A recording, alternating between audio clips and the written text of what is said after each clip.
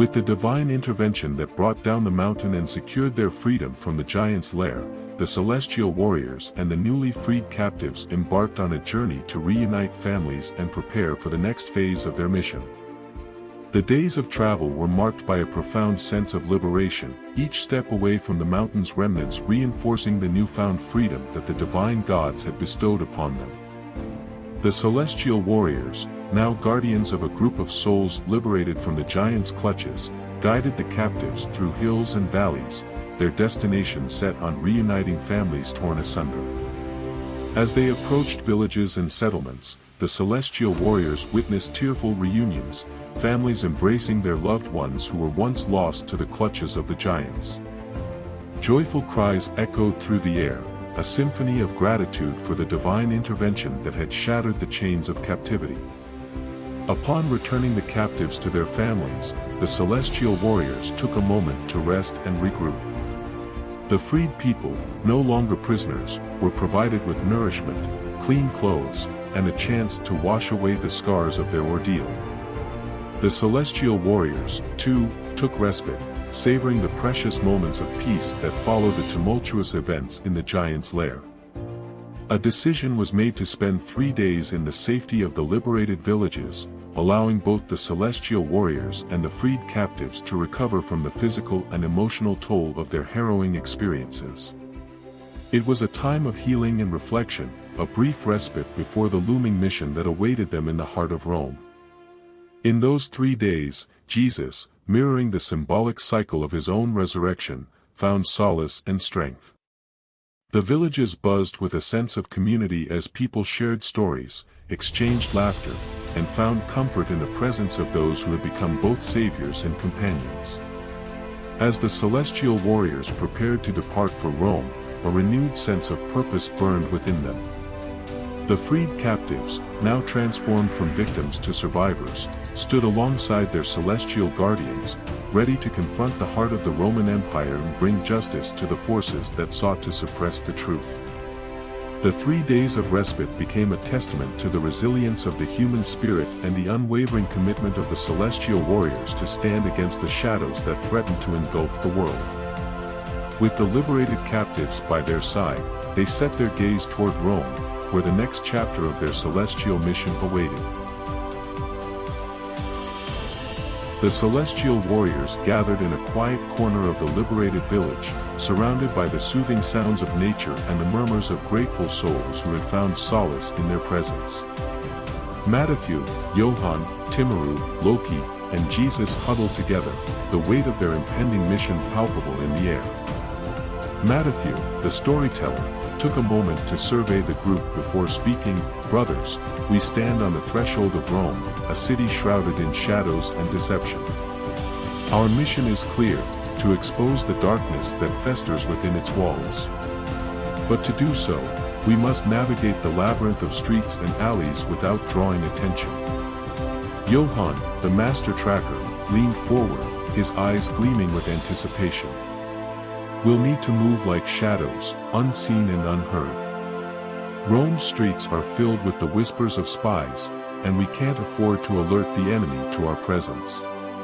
Timaru, with his stoic demeanor, added, "The outskirts may provide cover, but the heart of Rome demands a more intricate plan. We must blend in, become part of the city's pulse while remaining vigilant against the prying eyes of those who would oppose us." Loki, the strategist, flashed a mischievous smile. "Disguises may serve us well. Let us adopt the guise of common folk or traders, weaving seamlessly into the fabric of daily life. It is in the mundane that we find our refuge." Jesus, the embodiment of calm and wisdom, spoke with a serene authority. "Infiltration requires both subtlety and divine guidance. Let us seek the counsel of the gods who have guided us thus far. With their insight, we can navigate the city's secrets and uncover the truths that lie hidden." Matthew nodded in agreement. 3 days we have in this village to gather our strength and prepare for the challenges ahead. When the time comes, we shall don the disguises of mortals but carry within us the purpose of gods. Together, we shall pierce the veils of deceit and bring the light of truth to the heart of Rome. As the celestial warriors engaged in dialogue, their words echoed with a sense of determination and unity. Each member contributed a vital piece to the puzzle, their collective wisdom forming a strategy that would allow them to traverse the shadows of Rome unnoticed. With the guidance of the gods and the bond that bound them together, they prepared to embark on a mission that would unravel the mysteries concealed within the heart of the mighty empire.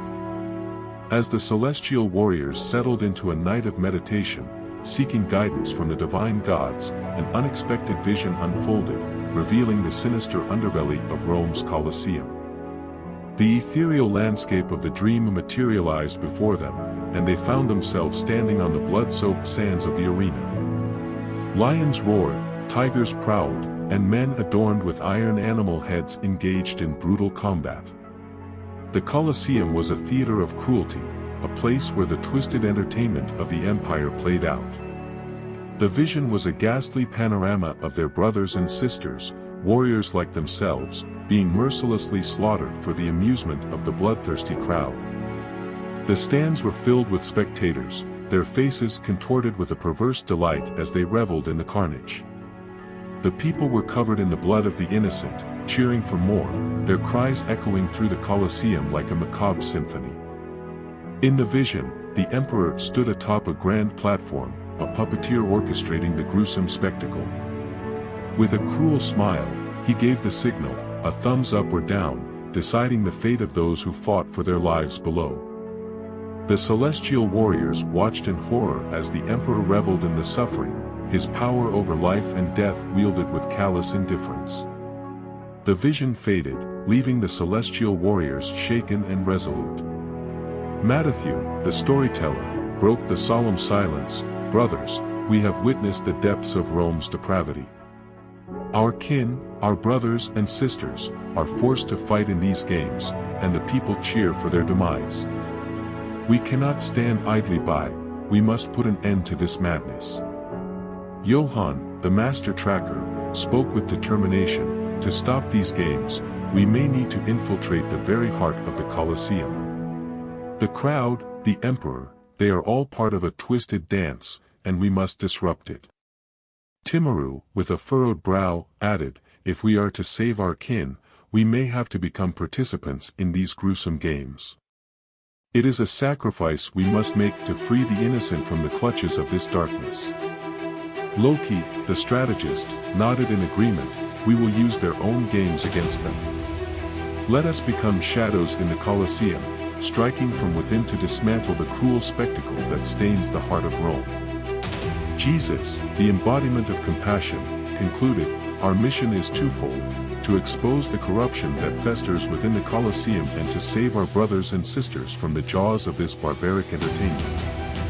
The gods have shown us the path, now, we must walk it with unwavering resolve. The celestial warriors, fueled by the intensity of the vision, prepared to confront the horrors that awaited them in the Colosseum. Their hearts united in the quest to liberate the innocent and bring an end to the sadistic games that tarnished the soul of Rome. The celestial warriors, their minds fueled by the urgency of their vision, devised a plan to infiltrate the heart of Rome's Colosseum. Timaru, with his regal bearing, would play the role of a wealthy benefactor seeking entertainment in the gruesome games. As the mastermind of the operation, he would be accompanied by a retinue of purported bodyguards, disguised celestial warriors ready to spring into action. Timaru, adorned in opulent robes, entered Rome with an entourage that included Matthew, Johann, and Loki posing as his formidable guards. The group also brought a caravan of seemingly docile slaves, a cover for the warriors who would later reveal themselves on the Colosseum floor. As they settled into the stands, Timaru's wealth and influence allowed them to secure a prime location, a vantage point from which they could observe the entirety of the arena.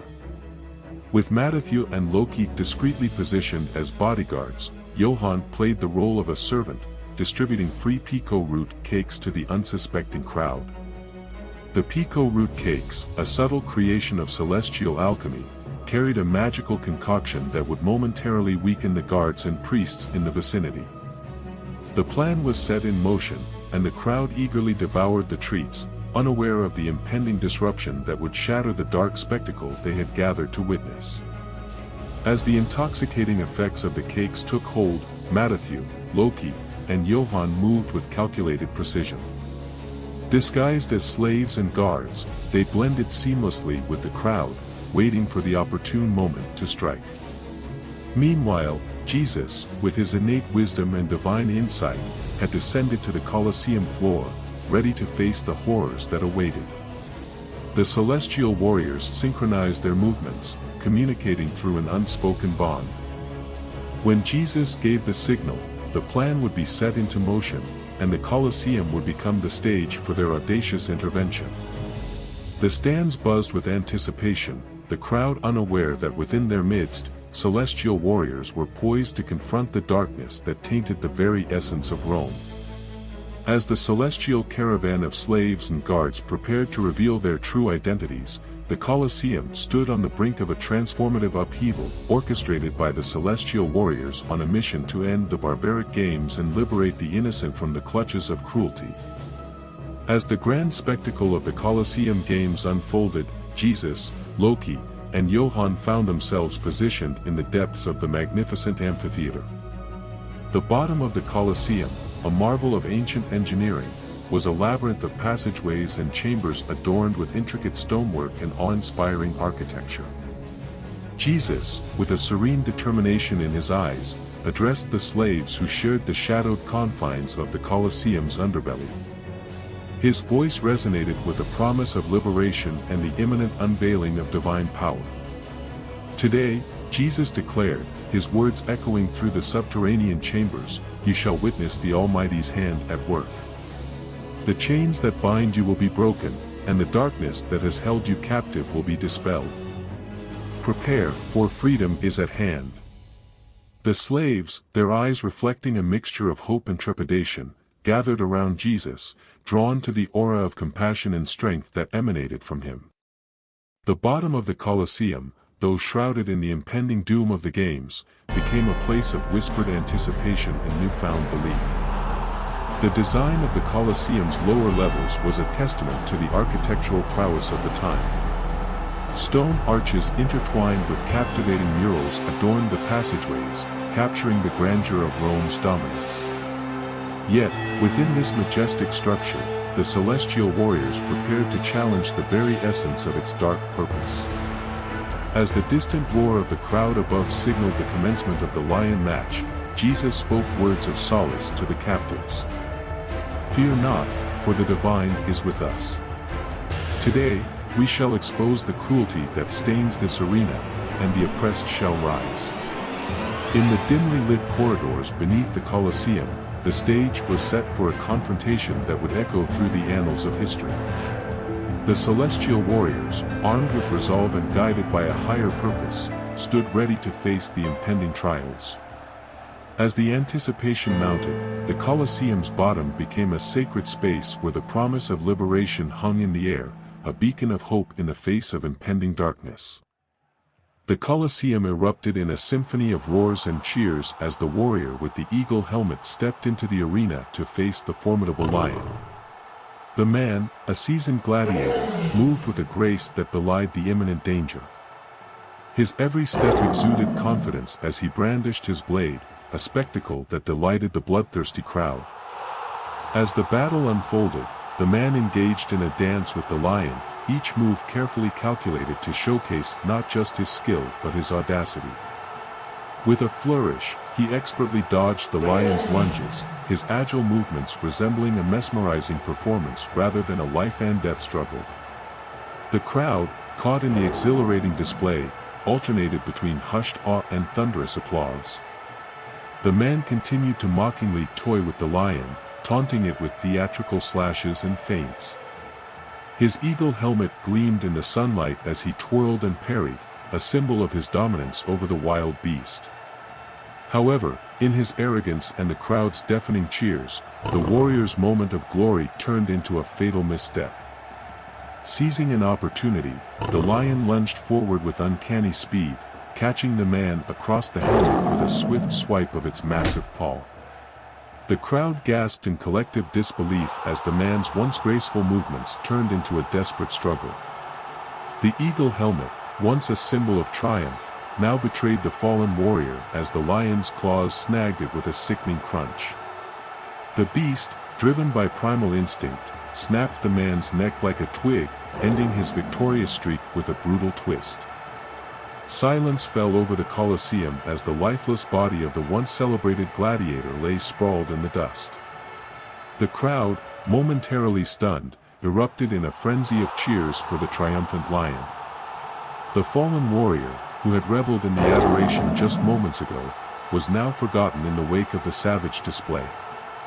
The spectacle served as a stark reminder of the fleeting nature of glory in the arena, where one could be a hero in one breath and forgotten in the next. The Colosseum, witness to countless dramas, continued to echo with the cheers and jeers of a fickle crowd, hungry for the next act of life and death. As the lifeless body of the fallen warrior was swiftly removed from the arena, attendants scurried to clean the stage for the next spectacle. The rhythmic sounds of sweeping and the wafting scent of incense filled the air, temporarily quelling the macabre ambience that clung to the Colosseum. The anticipation in the crowd heightened as the bottom of the stage opened, revealing a fiery pit that sent plumes of thick, acrid tar smoke into the air. The audience erupted in a cacophony of cheers, knowing that this event promised explosions and a display of fiery chaos. Amid the fervor, the announcer's voice boomed through the Colosseum, introducing the next set of combatants with theatrical flair. Behold, the mighty warriors who dare to face the flames. Eagle, Jesus, Wolf Johann, Dragon, and Loki. The crowd, still buzzing from the previous spectacle, roared in response, unaware of the weight these names carried. As the celestial warriors made their entrance, emerging from the tunnel to the main stage, a murmur of surprise swept through the crowd.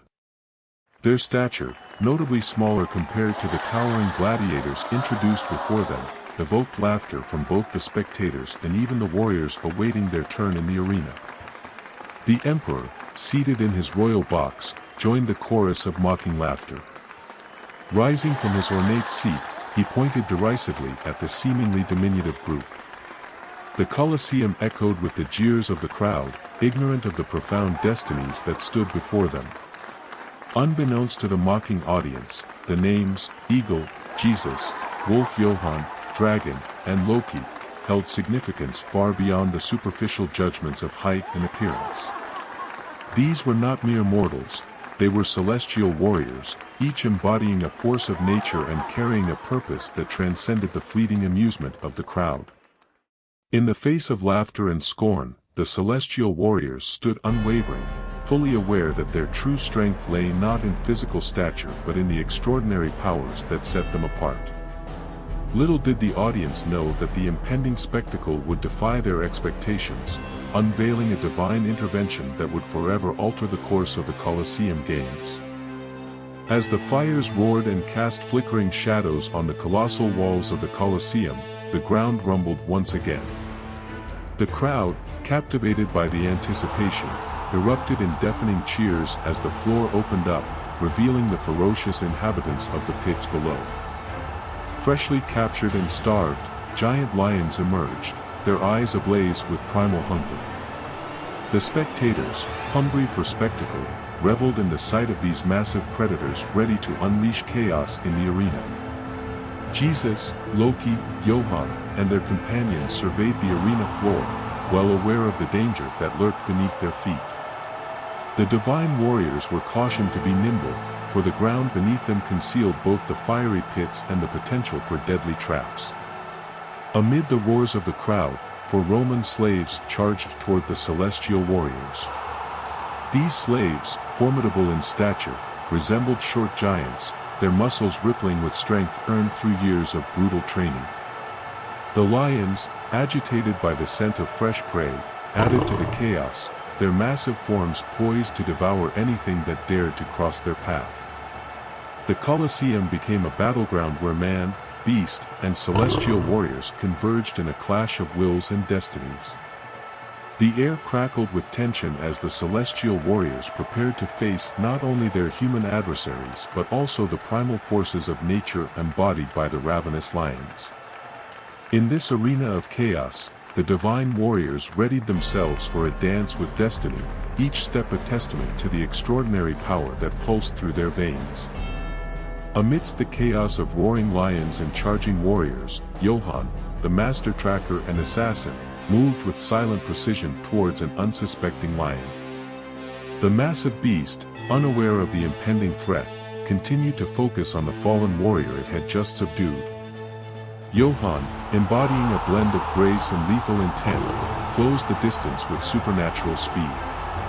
In an explosive burst of energy, he leaped towards the unsuspecting lion, his knee connecting with the creature's temple with a thunderous impact.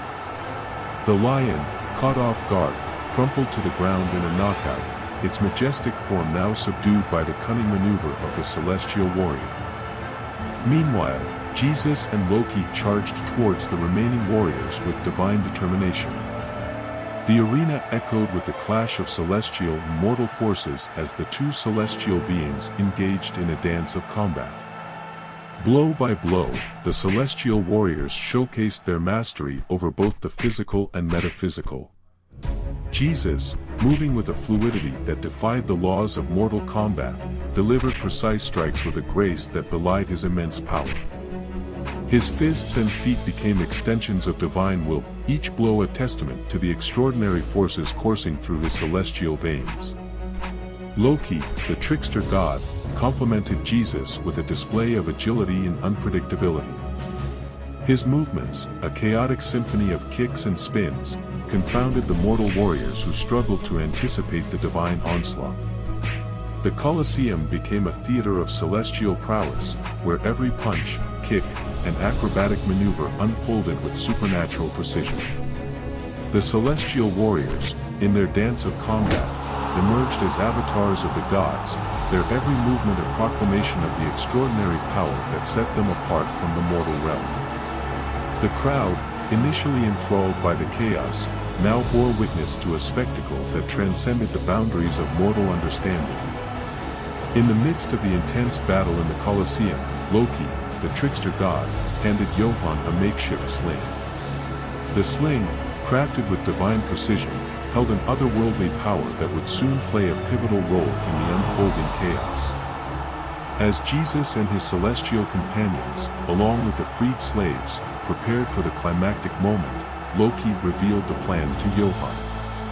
The trickster god whispered to him, detailing the precise moment to unleash the divine power contained within the sling.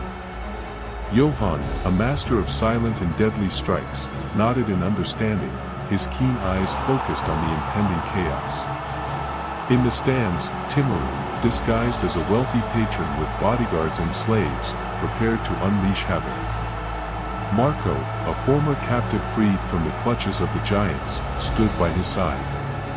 Timaru, with a devilish glint in his eye, instructed Marco and me to be ready for the signal. As the tension in the Colosseum reached its peak, Jesus and the celestial warriors executed their plan.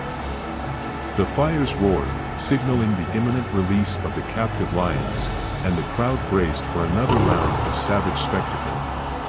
At that precise moment, the fires turned an otherworldly shade of blue. The celestial warriors, in a synchronized effort, unleashed chaos upon the Colosseum floor. Simultaneously, the slaves, having been briefed on their imminent freedom, rushed out of the pits, their chains falling away as they surged toward the unsuspecting crowd. In the stands, Timaru seized the opportunity, unleashing a carefully orchestrated plan to sow chaos and confusion. Marco and I joined him, creating a diversion that would draw attention away from the impending slave revolt. Amidst the pandemonium, Johann, armed with the divine sling, waited for the perfect moment. The chaos in the Colosseum, now a symphony of divine retribution, set the stage for a revolution that would shake the foundations of the Roman Empire. The celestial warriors and the freed slaves, united in their quest for justice, were poised to unleash a force that transcended the mortal realm. In the midst of the chaotic Colosseum, a singular lion, perhaps drawn by an otherworldly force, broke free from its restraints. It charged toward Jesus with an unrestrained ferocity, jaws hungry for divine flesh. As the colossal beast lunged towards him, Jesus calmly turned around, raising his hand in a gesture that seemed to defy the laws of nature. "Stop," Jesus commanded, his voice carrying a resonance that echoed through the Colosseum. Miraculously, the lion obeyed, skidding to a halt just before reaching Jesus. Instead of unleashing its fury, the once fierce predator approached Jesus with an unexpected gentleness. It slid up to him, its powerful form now subservient, as it licked his face and then both of his feet, leaving the onlookers in awe. The emperor, witnessing this unprecedented spectacle, stood up in his royal box to get a better view. The entire Colosseum fell into a hushed silence as the divine interaction unfolded. Meanwhile, Loki, ever the mischievous god, seized the opportune moment. He shouted to Johann, signaling him to act. Johann, with a steady hand, prepared the divine sling, loading a small bottle containing an explosive concoction. The crowd, still entranced by the miraculous scene with the lion, remained oblivious to the impending chaos. With a swift motion, Johann released the projectile into the air, aiming directly at the emperor. The bottle sailed gracefully, catching a burst of flames from the fiery pits below. It soared through the air, and just as it reached the emperor's royal box, it exploded with a deafening blast. The emperor's lifeless body slumped forward, his headless form twitching momentarily before collapsing. The explosion also claimed the lives of 3 others near him, creating a gruesome spectacle of blood, brain matter, and dismembered limbs. The once pristine white garments of the emperor's guards were now stained with the grotesque aftermath of their fallen leader. Pandemonium erupted as the people, once proud in their allegiance, found themselves covered in the unsightly remnants of their malevolent ruler. The divine retribution, both in the Colosseum and in the stands, marked a turning point as the people recoiled in horror at the consequences of their loyalty to a tyrant. As the flame shot up to the royal box and the grand explosion resonated through the Colosseum, the once silent crowd erupted into chaos.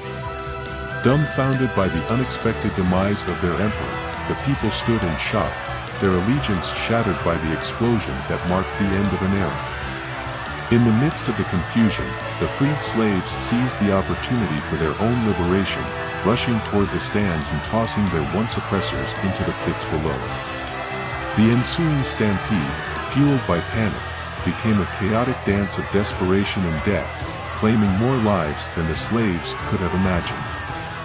Outside the Colosseum, Jesus and the gang reconvened, their faces illuminated by the flickering flames from the chaos within. However, their brief moment of reunion was interrupted as they were spotted by vigilant guards. The chase began through the labyrinthine streets of Rome, the pursuit weaving through the city's alleys and shadows. As they evaded their pursuers, Loki couldn't resist injecting a bit of humor into the tense situation. With a mischievous grin, he quipped, "Did you hear about the Emperor's new headless look? It's all the rage in the afterlife. Heads are so last season." Jesus and Johann, catching on to Loki's jest, responded with light-hearted laughter amidst the city's turmoil. The trio continued their escapade through the city, blending into the chaos and finding different hiding spots as the guards sprinted past. Loki's humor served as a fleeting respite, reminder that even in the face of danger, a well-timed joke could lighten the burden of their divine mission. As Loki, Jesus, and Johann made their daring escape from the chaos of the Colosseum, they found themselves a few blocks away, their breath still rapid from the adrenaline-fueled sprint through the city. With the sound of pursuit fading behind them, they sought refuge by climbing onto the roofs of nearby buildings, their keen eyes scanning the surroundings for any signs of danger. Cornered by an approaching group of guards, the trio quickly scaled a fence, clambered onto a balcony, and ascended the roof in a seamless display of agility. As they crouched in the shadows, their eyes met, each one silently acknowledging the danger they narrowly escaped. Curiosity etched across Jesus' face. He turned to Loki, questioning, "Why are you still laughing, Loki? What did you do?" Johann, equally intrigued, added, "Yeah, what's going on?" Loki, grinning mischievously, responded, "Well, my friends, I added a little something extra to the underground fire pits before our match. Some powder here, a touch of magic there, and voila." Perplexed, Jesus and Johann simultaneously queried, "What for?" Loki, with a sly smile, exclaimed, "For the spectacle, of course." And with that, he pointed towards the Colosseum. Suddenly, a thunderous explosion echoed through the night. The Colosseum, once an imposing structure, erupted in a brilliant display of color, purple, red, and blue, tinged with the flickering lights resembling fireflies within the smoke. The blast had blown the floor clean out, leaving the side standing as a testament to the divine intervention that had just taken place.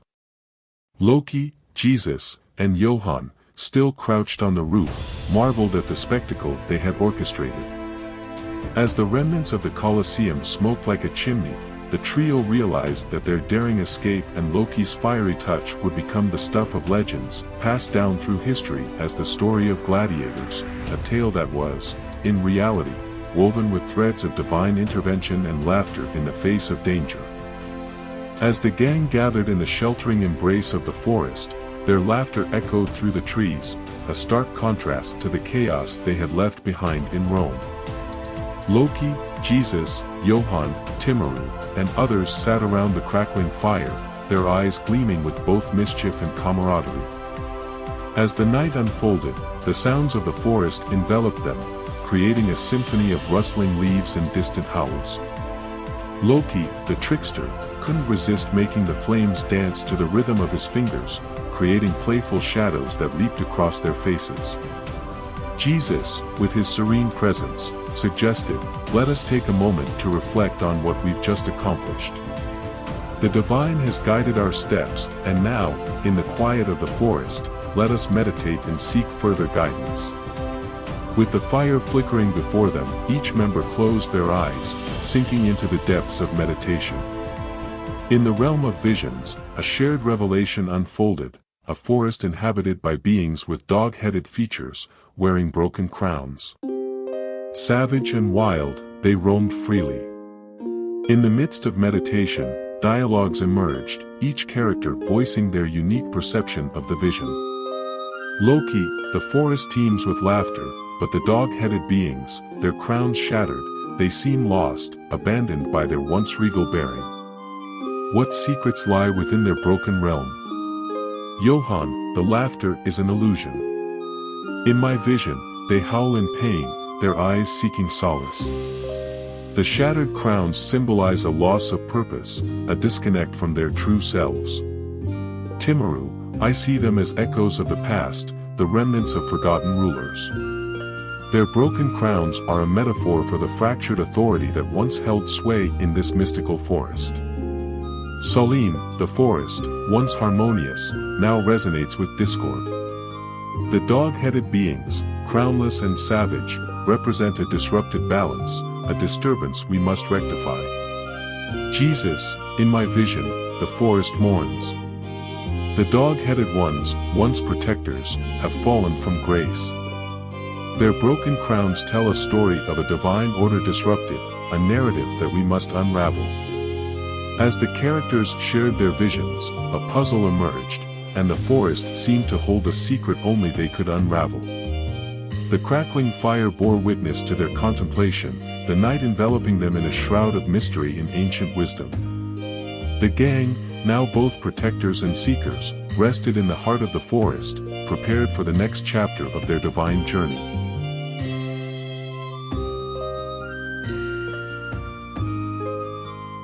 Thank you for tuning in, and please don't forget to hit that like button for more episodes.